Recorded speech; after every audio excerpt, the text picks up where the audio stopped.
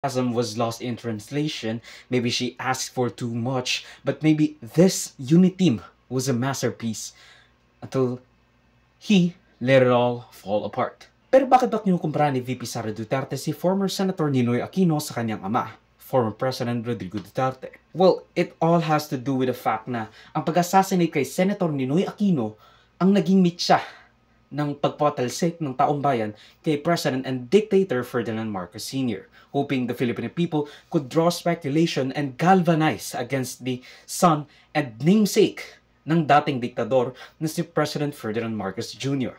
Kumbaga, pinatay ni Ferdinand Marcos Sr., si Ninoy Aquino, nagkaroon ng EDSA revolution. So, sinasabi niya, baka mangyari kay Duterte to. Maybe he will be the Ninoy of our time. Which, in that case, would mean na pwedeng mapadalsik ng taong bayan si President Ferdinand Marcos Jr. Kumbaga, yun yung nilalagay nila sa isipan. Yun yung nilalagay niya sa isipan ng tao. But it doesn't matter if Marcos Sr. did kill Ninoy Aquino or not. Though, personally, I don't think so. Pero, the Filipino people knows na the Marcoses were in power nung namatay si Ninoy Aquino. And that's what's up.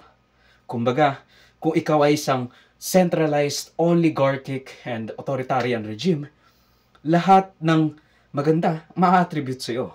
Pero lahat din ng masama, sa'yo rin mababato. VP Sara Duterte has seemingly lost hope na makakabalik pa ang kanyang ama sa Pilipinas anytime soon, if not ever. Because the Philippine government already said na hindi tutulungan si Duterte sa kanyang petisyon for an interim release para makabalik na bansa until his next court appearance in September. Kasi nga, again, it bite him in the ass. The fact na hindi pa bumabalik si Marcos sa ICC. So, they can't really cooperate with ICC kasi they're not member to the Rome Statute, and therefore, all the things that is ascribed sa ICC membership ng isang sovereign state.